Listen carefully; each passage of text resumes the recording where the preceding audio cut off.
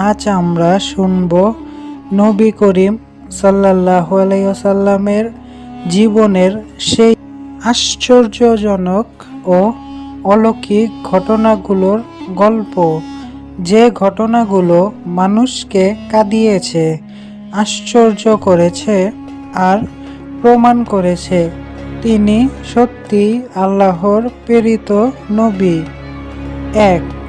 এক নম্বর গল্পটি হলো গাছের সালাম দেওয়া। একদিন নবীজি সাহাবীদের সঙ্গে মসজিদে বসেছিলেন। চারদিকে নীরবতা, শুধু বাতাসের হালকা শব্দ। হঠাৎ দূর থেকে এক সাহাবী দেখলেন একটা খেজুর গাছের কাণ্ড ধীরে ধীরে নবীজির দিকে এগিয়ে আসছেন। সাহাবী আশ্চর্য